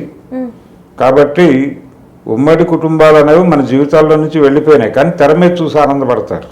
ఆ అనుబంధాలు అవన్నీ వీళ్ళ జీవితంలో ఉండాలని కోరుకోరు. కాబట్టి ఇలాంటి సబ్జెక్టులు వర్కౌట్ అవుతాయి, జనం చూస్తారు, నువ్వు డబ్బులు పెట్టని చెప్పాడు. ఆయన డబ్బులు పెట్టాడు, సినిమా హిట్ అయింది, డబ్బులు వచ్చినాయి. ఆ సినిమా సద్దినోత్సవానికి ఎన్టీఆర్ని చీఫ్ గెస్ట్గా పిలిచారు. ఆయన వెళ్ళాడు, స్టేజ్ మీదే ఆయనతో దేవుడు చేసిన మనుషులు కమిట్మెంట్ తీసుకున్నారు. రామారావు గారు డేట్లు ఇస్తే నా బ్యానర్లో ఆయనతో సినిమా తీస్తాను అని స్టేజ్ మీద ప్రకటించాడు కృష్ణ. ఆయన వెంటనే మీరు కత్తి తెచ్చుకోండి, నేను డేట్స్ ఇస్తాను అన్నాడు. అట్లా దేవుడు చేసిన మనుషులు అనే సినిమా పద్మాలయ బ్యానర్, కృష్ణ ప్రొడ్యూసర్గా రామారావు సినిమా వచ్చింది. ఇంకా వాళ్ళ మధ్య విభేదాలు ఏమున్నట్టు, ఆయన ఒక హీరో బ్యానర్లో ఇంకో హీరోని లీడ్ హీరోగా పెట్టి తను చిన్న పాత్ర చేశాడు. ఆ సినిమా తర్వాత అల్లూరి సీతారామరాజు అనౌన్స్ చేశాడు. ఆయన సీతారామరాజు సినిమా ఆల్రెడీ 53లోనే రామారావు గారు చేయాలనుకున్నాడు. మేకప్ స్టిల్స్ బయటకు వచ్చినాయి. తర్వాత ఆయన ఆపేశాడు సినిమాని. ఘంటసాల గారితో పాటలు కూడా పాడించి రికార్డింగ్ కూడా అయింది. ఆ ప్లేస్లో జయసింహ సినిమా వచ్చింది. అది చేయాలనుకున్నటువంటి టైంలోనే. ఎందుకు ఆపేసాడు సినిమా అంటే ఆయనకుండే రీజన్స్ ఆయనకున్నాయి. ఈయన సీతారామరాజు అనౌన్స్ చేసినప్పుడు కృష్ణ గారు పిలిచి చెప్పాడు ఆయన చెయ్యొద్దు అని. మీరు చేస్తానంటే మేము ఆపేస్తాం అన్నాడు ఆయన. నేను చేయను, మీరు చేయొద్దు అన్నాడు. ఎందుకు అంటే ఆయన రీజన్స్ ఆయన చెప్పాడు. సీతారామరాజు జీవితాన్ని జస్టిఫై చేయటం అనేది చాలా ఇబ్బంది తెర మీద. మహారథి గారు వీళ్ళందరూ రకరకాలుగా చెప్తున్నారు, ఇది డ్రామటైజ్ చేసి చెయ్యొచ్చు అని అంటున్నారు, కానీ తద్వారా మనం సీతారామరాజు గారి జీవితంలోకి ఎంటర్ అయిపోయి మన పద్ధతిలోకి ఆయన తీసుకొచ్చినట్టు అవుతుంది, ఆయన అగౌరవపరచటంగా అవుతుందేమో అనే భయం చేత నేను వదిలేశాను, మీరు కూడా దయచేసి చేయొద్దు అని చెప్పాడు ఆయన. ఈయన అక్కడ ఓకే అని చెప్పి బయటకు వచ్చి తన పద్ధతిలో తాను కొనసాగాడు. కొంతకాలం మాటలు లేవు వాళ్ళ మధ్య. ఆ తర్వాత కురుక్షేత్రం సినిమా అప్పుడు మళ్ళీ చిన్న వివాదం. అప్పుడు కూడా ఆయన పిలిచాడు ఈయన్ని, కృష్ణని పిలిచి ప్రాజెక్టు డ్రాప్ చేసుకోమని చెప్పాడు. అంటే ఈయన కర్ణ తీస్తున్నాడు అప్పుడు, దానివెడి సిమిలర్ సబ్జెక్ట్ అవుతుంది, ఒకేసారి రిలీజ్ అనుకుంటున్నాం కాబట్టి మీరు ఇప్పుడు ఆపి తర్వాత చేయండి, లేదు అసలు వదిలేయండి, ఆ ప్రాజెక్ట్ వదిలేయండి అని చెప్పాడు. అప్పటికే మేము 10 లక్షల పైన ఖర్చు పెట్టున్నాం కాబట్టి ముందుకే వెళ్తాం అన్నాడు ఆయన. వెళ్ళాడు. 2 సినిమాలు 77 సంక్రాంతికి రిలీజ్ అయినాయి. అది పెద్ద హిట్, ఇదేమో ఫ్లాప్. కానీ దీనికి ఎక్కువ డబ్బులు ఖర్చు పెట్టారు. కురుక్షేత్రం సినిమాకి ఆ రోజుల్లోనే 40 లక్షలు దాటి ఖర్చు పెట్టారు, అది ఫెయిల్ అయింది. అదేమో 17 లక్షల కంటే తక్కువలో తీసిన సినిమా, అది పెద్ద హిట్ అయి 2 కోట్లు కలెక్ట్ చేసింది. అది దానవేరు సూరకర్ణ. అట్లా కృష్ణ గారు ఆయనకంటే సీనియర్ హీరోలతో తలబడిన ప్రతిసారి ఇబ్బంది పడ్డాడు. అక్కినేని నాగేశ్వరరావు గారు దేవదాస్ సినిమా రీమేక్ చేసినప్పుడు కూడా అదే జరిగింది. ఆ సినిమా రిలీజ్ అయింది, అది 2 సినిమాల మధ్య కంపారిజన్ వచ్చింది, అది బాగుందని సద్దినోత్సవం జరిగింది ఆ సినిమాకి. మళ్ళీ అప్పటికి 7వ 8వ రిలీజ్ అయింది అది. ఈ సినిమా ఏమో ఫస్ట్ రిలీజ్ ఫ్లాప్ అయింది. అలా రామారావుకి కృష్ణకి ఘర్షణలు జరిగినటువంటి 2-3 సందర్భాలు అవే. ఇవి కాకుండా ఒకసారి ఆయన జయాంధ్ర ఉద్యమం జరిగినప్పుడు పానగల్ పార్క్ ముందు ఒకరోజు నిరాహార దీక్ష చేశాడు. జయాంధ్ర ఉద్యమానికి మద్దతుగా 72లో జయాంధ్ర ఉద్యమం వచ్చిందంటే తెలంగాణ నుంచి విడిపోతాం మేమని ఆంధ్ర యూత్ ఉద్యమం చేసింది. అంటే హైదరాబాద్లో ముల్కీ నిబంధనలు ఉండొచ్చు, తప్పేం లేదని సుప్రీంకోర్టు చెప్పింది. అంటే మా రాజధానిలో మేము పరాయి వాళ్ళం అవటం ఏంటి, మాకు అసలు అక్కర్లేదు, ఈ రాష్ట్రం వద్దు, ఈ రాజధాని వద్దు, మాకు ఆంధ్ర ఇచ్చేయండి క్యాపిటల్ విజయవాడగా అని చెప్పి ఒక మూమెంట్ జరిగింది. అప్పుడు జయాంధ్ర ఉద్యమం అంటారు దాన్ని. ఆ మూమెంట్ సందర్భంగా కృష్ణ గారు నిరాహార దీక్ష చేశాడు. ఆంధ్ర రాష్ట్రం ఏర్పడటమే మంచిది అని, ఈ స్టేట్ నుంచి విడిపోవడం మంచిది అని. అప్పుడు రామారావు గారు పిలిచి కోప్పడ్డాడు. అంటే ఇప్పుడు నువ్వు అది కూడా ఏ ఉద్దేశంతో, నువ్వు ఇండస్ట్రీ రిప్రజెంటేటివ్గా మాట్లాడావు అక్కడ కూర్చుని, పేపర్లో అదే ఫోకస్ అవుతుంది. తెలంగాణ వాళ్ళు ఆంధ్ర హీరోలు విడిపోవాలనుకుంటున్నారు అని అనుకుంటే ప్రమాదం కదా. సినిమాకి దెబ్బ పడిద్ది కదా. సినిమాలు అన్ని ప్రాంతాల్లోనూ రిలీజ్ అవ్వాలి. ఈ హీరో ఆంధ్ర అభిమాని, ఇతను విడిపోవాలంటున్నాడు లాంటి ఇమేజ్ అవతల వాళ్ళ దగ్గర పడితే ఇబ్బంది అవుతుంది. అందుకని అలాంటి పని చేసే ముందు అందరితోనూ మాట్లాడితే నువ్వు సొంత నిర్ణయాలు తీసుకోకు అని వార్నింగ్ ఇచ్చాడు. అప్పుడు ఆ 3 సంఘటనలు తప్ప వాళ్ళ మధ్య వేరే విభేదాలు లేవు. ఆ తర్వాత ఆయన రాజకీయాల్లో తెలుగుదేశం పార్టీ పెట్టిన తర్వాత ఈయనేమో కాంగ్రెస్ పార్టీలోకి ప్రవేశించాడు. తెలుగుదేశం ఓటమి కోసం మొన్న ఎలాగైతే వర్మ గారు వ్యూహం, శబదం అనే సినిమాలు తీశాడు, అదే పద్ధతిలో రామారావు గారిని టార్గెట్ చేస్తూ, రామారావు గారిని రెడిక్యూల్ చేస్తూ దాదాపు 7-8 సినిమాలు తీశాడు కృష్ణ గారు. మండలాధీశుడు కావచ్చు, నా పిలిపే ప్రభంజనం కావచ్చు, ముఖ్యమంత్రి కావచ్చు, గండిపేట రహస్యం అని తీశారు, విశ్వామిత్ర అని తీశారు. ఇలా 7-8 సినిమాలు తీశాడు ఆయన. ఆ 7లో 2 సినిమాలు మాత్రం ఆడినాయి, మిగిలినవన్నీ ఫ్లాప్ అయినాయి. ఆ నష్టం అంతా భరించాడు ఆయన. అది ఒక యుద్ధం జరిగింది. అప్పుడు కూడా రామారావు గారు కృష్ణని కోప్పలేదు. ఒక పెళ్లిలో కనిపిస్తే పిలిచి నా మీద సినిమాలు తీస్తున్నారు, డబ్బులు వస్తున్నాయా అని అడిగాడు ఆయన. అది అడిగి అయిపోయినాయా ఇంకా ఉన్నాయా అని కూడా అడిగాడు. అడిగి పంపించేశాడు, నష్టపోకుండా అనవసరంగా ఆయన. ఆ పద్ధతిలోనే ఉండేవాడు ఆయన. అందుకని వాళ్ళిద్దరి మధ్య ఘర్షణలు లేవు. అయితే ఘర్షణ పడ్డ సందర్భాలు ఉన్నాయి. కృష్ణ గారి 300వ సినిమా తెలుగు వీర లేవరా అనే సినిమాకి రామారావు గారితోనే క్లాప్ కొట్టించాడు. ఏది ఆయన మీద 8 సినిమాలు తీసిన తర్వాత తన 300వ సినిమాకి రామారావు గారే క్లాప్ కొట్టాలి అని వెళ్ళి అడిగి ఆయన్నే తీసుకొచ్చి క్లాప్ కొట్టించారు. ఈ రిలేషన్ ఉండేది. ఆయన ఎప్పుడూ రామారావు గారిని తక్కువగా చూడలేదు. ఆయనకి ఇచ్చే గౌరవం ఆయనకి ఇచ్చాడు. కాకపోతే తన అవసరాల కోసం రామారావు గారికి అగెనెస్ట్గా కూడా నడిచినా ఆయన క్షమిస్తాడు అనేటువంటి కాన్ఫిడెన్స్ ఉండేది ఈయనకి. ఈయన సినిమాలకి రామారావు గారు ఏమి ఇబ్బందులు కలిగించారు? రిలీజింగ్ కానీ ఇప్పుడు ఎలా జరుగుతున్నాయి, టికెట్లు పెంచము ఏమీ లేదు. ఆయన ఎప్పుడు కృష్ణ సినిమాలను అడ్డుకోవాలనో, విడుదల కాకుండా చేయాలనో ఎప్పుడూ అనుకోలేదు. ఆయన్ని ఎంత రెడిక్యూల్ చేసిన సినిమాలైనా రిలీజ్ అయినాయి. మండలాధీశుడు సినిమా రిలీజ్ అయింది. అందులో కోట శ్రీనివాసరావు గారు ఎన్టీఆర్ని రెడిక్యూల్ చేశాడు. ఎన్టీఆర్ అభిమానులు ఆయన్ని కొట్టారు విజయవాడలో, కోట శ్రీనివాసరావుని. ఇంత జరిగిన సినిమాని ఆపటమో లేకపోతే రిలీజ్ చేయమాకండి అని చెప్పటమో జరగలేదు. అయితే కొంతమంది ఆయన ఏదైనా హర్ట్ అవుతాడేమో అని కొన్ని నిర్ణయాలు తీసుకునేవాళ్ళు ఇండస్ట్రీలో. అంటే ఇండస్ట్రీ ఎన్టీఆర్ని పెద్దగా అంగీకరించడం వలన వచ్చిన సమస్య అది. అంటే టిఎల్వి ప్రసాద్ అని డైరెక్టర్ ఉండేవాడు, తాతినేని లక్ష్మీ వరప్రసాద్ అని. ఆయన చిరంజీవితోనూ బాలకృష్ణతోనూ సినిమాలు చేశాడు. టింగురంగడు అనే సినిమా చిరంజీవితో, తర్వాత రాణికాసులు రంగమ్మ అనే సినిమా చిరంజీవి, పులి అనే చిరంజీవి సినిమాకి ఈయన డైరెక్టర్ కావాల్సింది తప్పిపోయింది. దానికంటే ముందు నాగు అనే సినిమాకి టిఎల్వి ప్రసాదే డైరెక్టర్. అలాంటి టిఎల్వి ప్రసాద్ని పులి సినిమాకి నువ్వు డైరెక్షన్ చేయొద్దు అని చిరంజీవి ద్వారా ప్రొడ్యూసర్లు చెప్పించారు. ఎందుకు చెప్పించారు? ఆనం నెల్లూరు వాళ్ళు ప్రొడ్యూసర్లు ఆ సినిమాకి. ఎందుకంటే టిఎల్వి ప్రసాద్ ఫాదర్ ప్రకాష్ రావు గారు, తాతినేని ప్రకాష్ రావు గారు రామారావు గారు రూమ్మేట్ మెడ్రాస్ వచ్చినప్పుడు. ఆయన రామారావు కలిసి ప్రయాణం చేశారు. రామారావు గారి బ్యానర్లో మొదటి సినిమాకి ప్రకాష్ రావు గారే డైరెక్టరు. అయినప్పటికీ అంటే పిచ్చిపుల్లయ్య సినిమాకి ఆయనే డైరెక్టర్ అయినప్పటికీ ఆయన నాదెండ్ల భాస్కర్ రావు రామారావుకి వెన్నుపోటు పొడిచినప్పుడు నాదెండ్ల స్టాండ్ తీసుకున్నాడు ఆయన.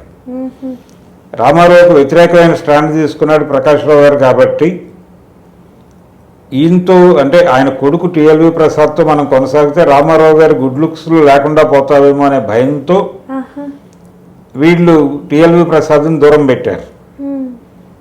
కానీ తర్వాత టిఎల్వి ప్రసాద్ వెళ్ళి పర్సనల్గా రామారావుని కలిశాడు. అయ్యా ఇలా జరుగుతోంది నా జీవితం, బాలకృష్ణ గారితో 2 సినిమాలు కమిట్ అయినా 2 పోయినాయి, చిరంజీవితో సినిమా కమిట్ అయినా అది పోయింది, నా భవిష్యత్తు ఏంటో నాకు అర్థం కావడం లేదు, కారణం ఎవరిని అడిగినా ఇదే చెప్తున్నారు, మీ నాన్న నాదండ్రులతో వెళ్ళాడు కాబట్టి మేము నీతో సినిమాలు తీయమంటున్నారంటే మీ నాన్న నిర్ణయానికి నిన్ను నెపనేయటం ఏంటి, అది బుద్ధి లేనితనం, నేను మాట్లాడతాను అన్నాడు ఆయన.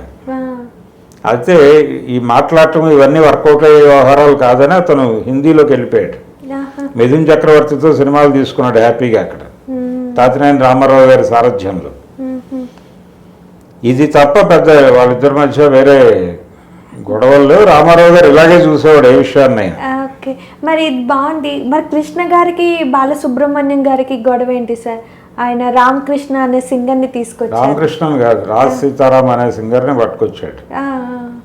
రాజ్ సీతారాముని పట్టుకురావడానికి కారణం ఏంటంటే బాలసుబ్రహ్మణ్యం గారు కృష్ణ గారికి విజయకృష్ణ మూవీస్ అని ఇంకొక కన్సర్న్ ఉండేది, విజయ నిర్మల్ గారి బ్యానర్. అవును సార్.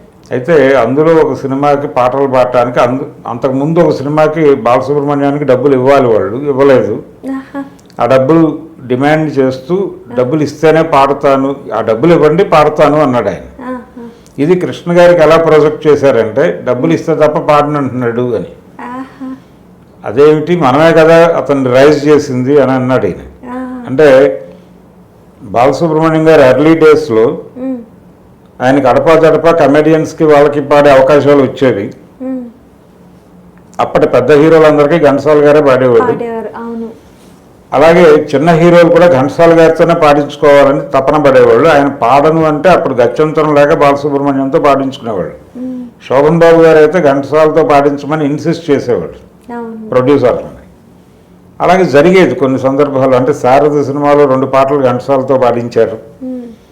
ఈ ధోరణిలో నడుస్తున్న టైంలో ఆయన చనిపోయాడు.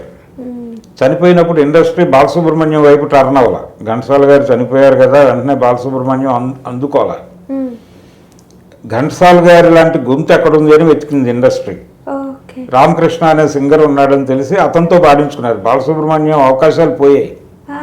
ఘంటసాల గారు ఉండగా కొంచెం బ్రైట్గా ఉన్న అవకాశాలు ఘంటసాల గారు చనిపోయిన తర్వాత టోటల్గా వాష్ అవుట్. అందరు హీరోలు రామకృష్ణతోనే పాడించుకునేవాడు. ఆ టైంలో కృష్ణ గారు నాకు 4 సినిమాలు ఈజీగా ఉంటాయి ప్రతి సంవత్సరం, అవి నువ్వు పాడుకో అని చెప్పి బాలసుబ్రహ్మణ్యానికి చెయ్యి ఇచ్చి నిలబెట్టాడు ఆయన. అటువంటి హెల్ప్ చేస్తే మనం ఆ రోజుల్లో, అంటే తర్వాత రామకృష్ణని ఈయన దెబ్బ కొట్టగలిగాడు, అది వేరే గొడవ. అయితే అంత సపోర్ట్ చేసిన మన దగ్గర డబ్బులు ఇస్తే తప్ప పాడను అంటాం కరెక్ట్ కాదు కదా అని ఆయన ఈ రాజ్ సీతారాం అనే సింగర్ని పట్టుకొచ్చాడు.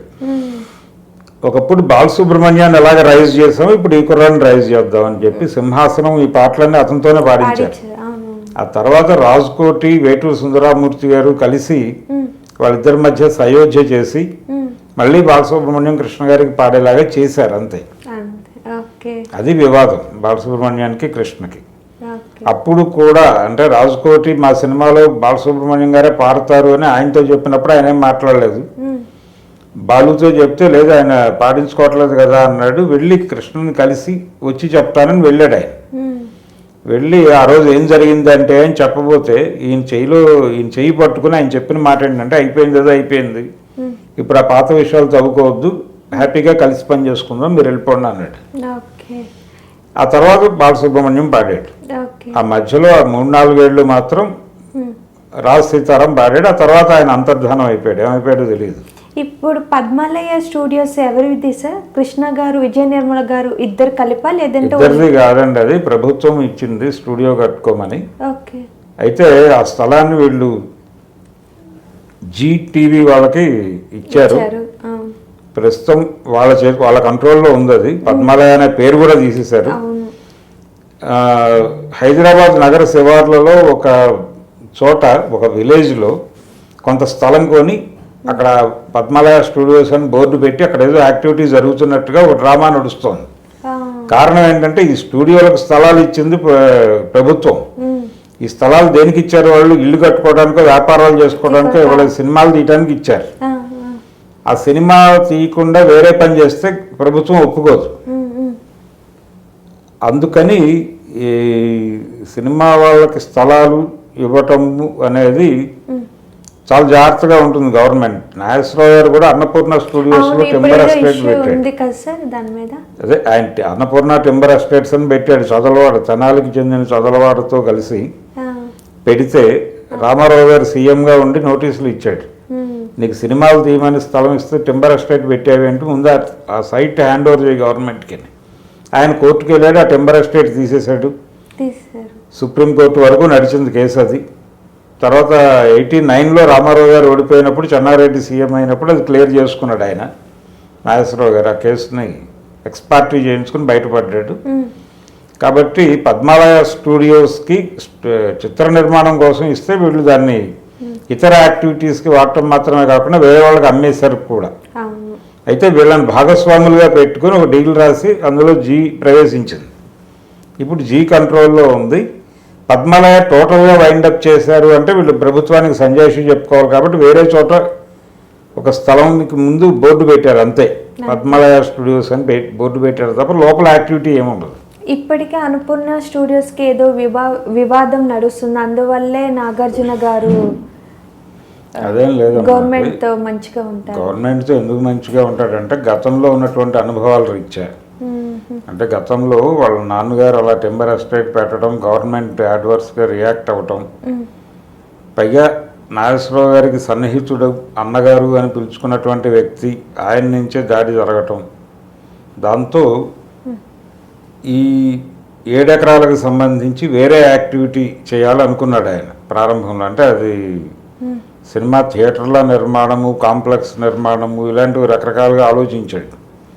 ఆలోచించిన దశలో రాజశేఖర రెడ్డి గారికి కొంచెం సన్నిహితంగా ఉన్నారు, జగన్మోహన్ రెడ్డి గారితో సన్నిహితంగా ఉన్నారు. అలాగే ఆయనతో రకరకాల వ్యాపారాల్లో ఉన్నటువంటి నిమ్మగడ్డ ప్రసాద్ గారు జగన్మోహన్ రెడ్డితో సన్నిహితంగా ఉండటం, తర్వాత ఆయన మీద కేసులు వచ్చినప్పుడు ఆయన కూడా జైలుకి వెళ్ళటం, నాగార్జున గారు తిరుపతి వెళ్ళి లడ్డూలు తీసుకొచ్చి వాళ్ళకి సరఫరా చేయటం, జైలుకి వెళ్ళి, ఇవన్నీ చూసాం మనం.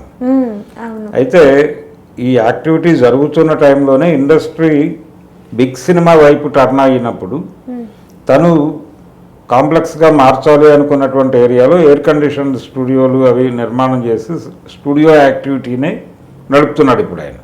ఇతర వ్యాపారాలు ఏం చేయట్లేదు అక్కడ. ఎయిర్ కండిషన్డ్ ఫ్లోర్స్ వచ్చినాయి. ఇప్పుడు ఈ పాన్ ఇండియా లెవెల్లో వెళ్తున్నటువంటి సినిమాలకి గ్రీన్ మ్యాట్ వ్యవహారం చేసుకోవటానికి కన్వీనియంట్గా దాన్ని మార్చాడు అంతే. మార్చి అదే వ్యాపారం చేస్తున్నాడు ఆయన. కాబట్టి ఇప్పుడు ఇబ్బంది ఏం లేదు ఆయనకి ఏ గవర్నమెంట్తో. కాకపోతే తన ప్రాపర్టీస్ ఇతర లావాదేవీలు సెటరేట్ చేసుకోవడానికి ఏ ప్రభుత్వంతోనైనా సన్నిహితంగా ఉండే ప్రయత్నం చేస్తాడు ఆయన. అక్కినే నాగేశ్వరరావు గారు కూడా అదే చేసేవాడు, ప్రభుత్వాలతో కొంచెం సన్నిహితంగా ఉండేవాడు. అందుకనే ఆయన నేను స్టూడియో కట్టుకోవాలి అనగానే వెంగళరావు గారు కన్సిడర్ చేశారు, స్థలం ఇచ్చారు, స్టూడియో కట్టుకున్నాడు. 75లో దాన్ని ఇనాగ్రేట్ చేసుకున్నాడు. ఎన్టీ రామారావు గారు ఆ రోజు ఇనాగ్రేషన్ చేసింది. 75లో రామారావు గారే వచ్చి ఇనాగ్రేట్ చేశాడు. రామారావు గారు అప్పటి రాష్ట్రపతి, వాళ్ళ చేతుల మీదుగా ప్రారంభోత్సవం జరుపుకుంది ఆ స్టూడియో. అదే స్టూడియో మీద రామారావు గారు మళ్ళీ కేసు పెట్టారు. అది చాలా కాలం నడిచింది ఆ కేసు, చాలా కాలం నడిచి సుప్రీంకోర్టు దాకా వెళ్ళే పరిస్థితి. 89లో చెన్నారెడ్డి గెలిచినప్పుడు లక్కీగా చెన్నారెడ్డితో ఆయన గుడ్ రిలేషన్స్ ఉండటం వలన అది సాల్వ్ చేసుకున్నాడు ఆ ఇష్యూని. ఈ మాట కూడా చెప్తారు కదా, సినీ పరిశ్రమలో వ్యాపారంలో నిజాయితీగా వ్యాపారం చేసి అసలు బిజినెస్ రంగంలో మంచి పేరుంది ఒక్క అక్కినేని వారి కుటుంబానికి అని. వ్యాపారం అంటేనే రకరకాల గందరగోళాలు ఉంటాయి, అవన్నీ ఎవరైనా చేస్తాడు. సక్సెస్ ఉంటే సక్సెస్ఫుల్ బిజినెస్ మ్యాన్ అంటారు అంతే. డబ్బులు సంపాదించాడా లేదా అన్నదే ఎండ్ ఆఫ్ ది డే చూసేది. వాళ్ళు నీతిగా సంపాదించారా, నిజాయితీగా సంపాదించారా అనేది ఉండదు. నష్టపోయిన వాళ్ళు నష్టానికి రకరకాల కారణాలు ఉన్నప్పటికీ మేము చాలా నిజాయితీగా చేశాము అని క్లెయిమ్ చేసుకుంటారు. అంటే అదొక మనకి పాత రోజుల్లో సామెత ఉంటుంది, ఏదో గాయం అయితే వెన్న రాసుకున్నట్టు అని. ఆ పద్ధతిలో తమని తాము జస్టిఫై చేసుకోవడానికి ఏదో చెప్పుకోవడమే తప్ప వ్యాపారంలో ఉన్నవాడికి సక్సెస్ అయ్యాడా లేదా అనటానికి ఒకే ఒక్క కొలబద్ద సంపాదించారా లేదా అన్నదే. వ్యాపారం వ్యాపారమే, వ్యవహారం వ్యవహారమే. ఏ విషయాన్ని ఆ విషయంగానే చూడాలి, దాన్ని ఇంకో దాంతో లింక్ చేసి చూడటం తప్పు. సరే, ఇప్పుడు రీసెంట్గా హీరో రాజ్ తరుణ్దిను ఒక అమ్మాయి లావణ్య అనేది ఇష్యూ నడుస్తుంది కదా సార్, అసలు ఏంటి? ఒక్కొక్క వెబ్సైట్లో ఒక్కొక్క స్టోరీ ఉంది, అసలు ఎక్కడ కథనం అనేది పూర్తి. ఇద్దరు ప్రేమికులు ఒక దశలో ప్రేమించుకున్నారు, కలిసి జీవించాలి అనుకున్నారు, జీవించారు, పెళ్లి చేసుకోలేదు వాళ్ళు. ఓకే. ఈ ట్రావెల్లో అంటే ఆ అమ్మాయి ఒక సఫరింగ్లో ఉండగా తన దగ్గరకు వచ్చింది. వచ్చినప్పుడు మస్తాన్ అనే అతనితో ఘర్షణ పడింది ఆ అమ్మాయి ప్రారంభంలో. రెండవది రాజ్ తరుణ్కి అవకాశాలు ఇప్పించడానికి తను కొంత హెల్ప్ చేసింది. ఆ విషయం ఇతను ఇప్పటికీ అడ్మిట్ చేస్తున్నాడు, అతను రిజెక్ట్ చేయట్లా. తమ మధ్య ఒక దశలో స్నేహం ఉంది అనే విషయాన్ని రాజ్ తరుణ్ అడ్మిట్ చేస్తున్నాడు ఇప్పటికీ, ఈ గొడవ తర్వాత కూడా. అతను వేరే హీరోయిన్తో సన్నిహితంగా ఉంటున్నాడు, తన్ని నెగ్లెక్ట్ చేస్తున్నాడు అనేది అమ్మాయి గొడవ. రెండోది వాళ్ళ వైపు నుంచి తనకి ప్రమాదం ఉంది అనేది కూడా అమ్మాయి మాట్లాడుతోంది ఇప్పుడు. అసలు మా మధ్య వేరే అంటే వీళ్ళు లీగల్గా ఎటువంటి బాండింగ్ లేనప్పుడు నేను ఎవరితో ఉంటే తనకేంటి అనే పద్ధతిలో ఇతను రియాక్ట్ అయ్యాడు తొలి దశలో. కానీ తర్వాత తమ మధ్య ఏం జరిగిందో ప్రపంచానికి చెప్పాడు. టైం తేడా ఉండొచ్చు, అంటే మేము ఇంతకాలం కలిసి ఉన్నామని ఆ అమ్మాయి ఒక ఫిగర్ చెప్పింది, ఇన్నేళ్ళు అని. దానికంటే ఒక 4 ఏళ్ళు తగ్గించి ఈయన చెప్తున్నాడు. 11 ఏళ్ళు అని తనంటే 6 ఏళ్ళు ఉన్నాం, 4 ఏళ్ళు ఉన్నాం అని ఇతను చెప్తున్నాడు. ఇది ఒక వ్యత్యాసం తప్ప సంబంధం ఉంది అనే విషయంలో ఇద్దరు అడ్మిట్ చేస్తున్నారు. పెళ్లి కాదది, సహజీవనం చేశారు. అక్కడి నుంచి నేను రిలీవ్ అవుతున్నాను, అదే అమ్మాయికి నచ్చలేదు, నచ్చక దాడి చేస్తోంది, నన్ను ఇబ్బంది పెట్టడం కోసం ఇవన్నీ మాట్లాడుతోంది అనేది ఆయన గొడవ. అంటే ఇది వాళ్ళ పర్సనల్ అఫైర్. ఇది లీగల్గా పోలీసులు ఎంతవరకు సాల్వ్ చేయగలరు అనేది చూడాలి. చాలా మంది అతను అరెస్ట్ అయిపోతున్నాడు, ఈ రోజు రేపు జైలుకి వెళ్ళిపోతున్నాడు. నిన్న కూడా వెళ్ళి ఏదో ఆధారాలతో అబార్షన్ చేయించారని ఆధారాలతో 498 సెక్షన్ ఫైల్ చేసింది అన్నారు. లేదు, 498 పెట్టాలా మరొకటి పెట్టాలా అనేది వీళ్ళు కాదు చెప్పాల్సింది. వీళ్ళు జస్ట్ ఆధారాలు ఇస్తే వాళ్ళు ఏం సెక్షన్ కింద కేసు పెట్టాలో డిపార్ట్మెంట్ చూసుకుంటుంది, అది వీళ్ళు కాదు. అయితే ఈ అమ్మాయి తమ మధ్య సంబంధాన్ని ఎస్టాబ్లిష్ చేయడానికి రకరకాల ఆధారాలు తీసుకెళ్లి చూపిస్తోంది. అందులో భాగంగానే అవి కూడా చూపించి ఉండొచ్చు. పోలీసు వాళ్ళు ఇది చెయ్యాలి అనుకుంటే చేస్తారు, లేదనుకుంటే చేయరు. ప్రాథమికంగా వీళ్ళకి పెళ్ళయిందా లేదా, దానికి సాక్ష్యాలు ఉన్నాయా లేదా, దానికి ఒక ఎవరైనా ఆ పెళ్ళిని ఎవరు చేశారు ఇవన్నీ చూస్తారు కదా. వెడ్డింగ్ కార్డ్స్ ఉన్నాయా, పెళ్లి ఫోటోలు ఉన్నాయా, ఈ వ్యవహారం ఏమీ లేదు అన్నప్పుడు ఎలా వ్యవహరించాలనే దానిలో వాళ్ళ గందరగోళం వాళ్ళకు ఉంది. అందుకనే ఇతన్ని పిలిచి మాట్లాడారు తప్ప ఇతని మీద ఏమి నువ్వు స్టేషన్లోనే ఉండాలి, లాకప్లో కూర్చోవాలని మాట్లాడలేదు కదా. వీళ్ళిద్దరి మధ్య ఒక డిస్టర్బెన్స్ వచ్చింది. వీళ్ళ మధ్య సయోధ్య ఎలా వచ్చిందో డిస్టర్బెన్స్ కూడా అలాగే వస్తుంది. ప్రతి మనిషి కూడా ఒక యూనిట్టే. ఏ ఇద్దరు కలిసి ఉండరు, కలిసి ఉండాలని ఆశీర్వదిస్తారు కానీ కలిసి ఉండాలని రూలు లేదు, కలిసి ఉండే అవకాశం కూడా ఉండదు. ఎవరో కొంతమంది సరెండర్ అవుతారు, ఒక లొంగుబాటు ద్వారా కలిసి ఉంటారు అంతే తప్ప 100 ఏళ్ళు 150 ఏళ్ళు కలిసి ఉండటం అనేది కుదిరే వ్యవహారం కాదు. ప్రతి మనిషి ఒక యూనిట్, వాళ్ళకు ఒక బ్యాక్ డ్రాప్ ఉంటుంది, వాళ్ళ బ్రాటప్లో వాళ్ళకు కొన్ని అభిప్రాయాలు ఏర్పడతాయి. ఆ నేపథ్యంలోనే వాళ్ళు ప్రపంచాన్ని చూస్తారు. అవతల వాళ్ళు టోటల్గా డిఫరెంట్గా ఉంటారు. వాళ్ళ బ్రాటప్ వేరు, వాళ్ళ దృక్పథం వేరు, వాళ్ళ విషయాలను చూసే పద్ధతి వేరు.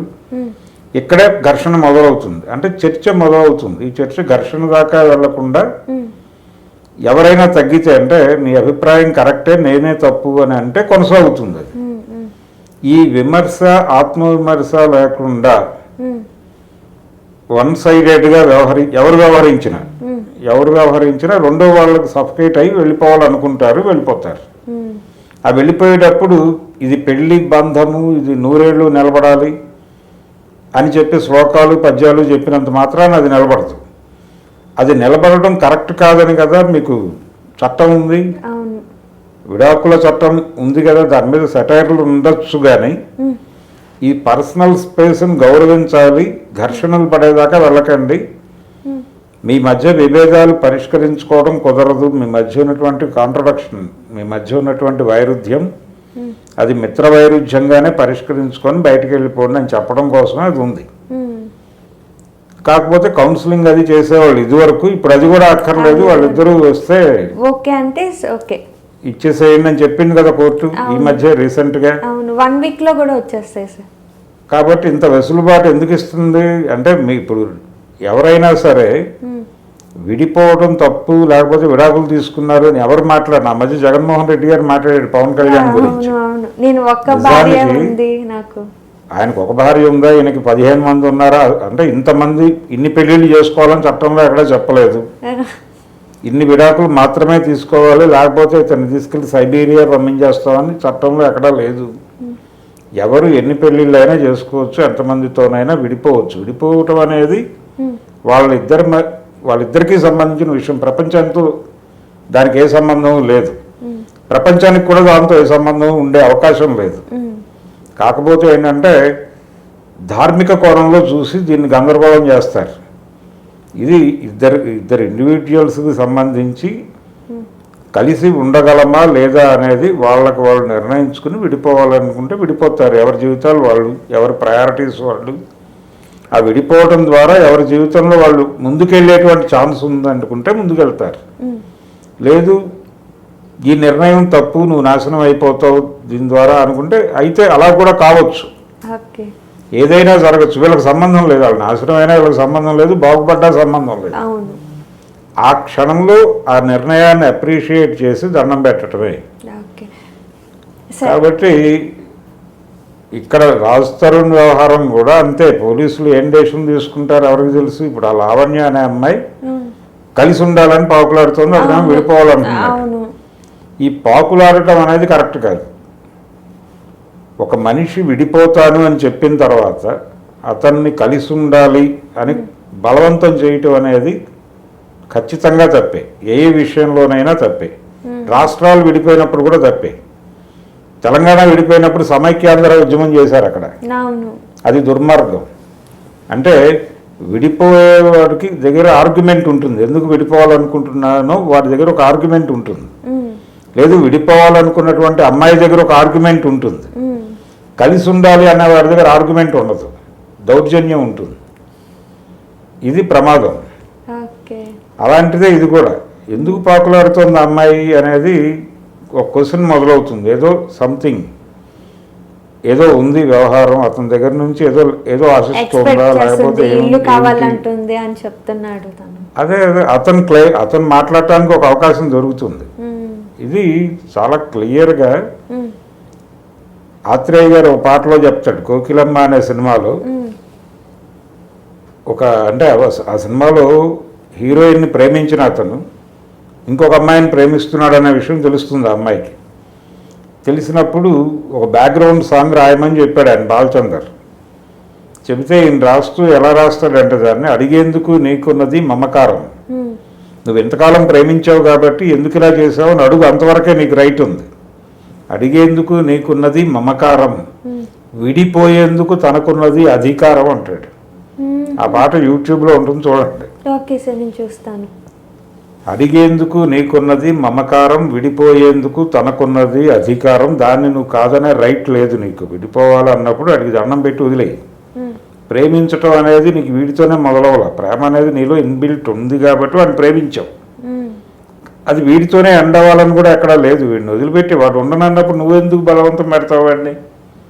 వదిలిపెట్టి నీ ప్రేమను గౌరవించేవాడు ఎవడన్నా దొరికితే వాటితో మళ్ళీ ప్రేమలోకి వెళ్ళి తప్పేం లేదు దానిలో అని రాస్తాడు ఆ పాటలో క్లియర్గా. అంత స్పష్టంగా చెప్పాడు ఆయన. చాలా పాటల్లో చెప్పాడు, ఒక పాటలో కాదు, ఇది ఒక ప్రోగ్రామ్గా చెప్పాడు ఆయన.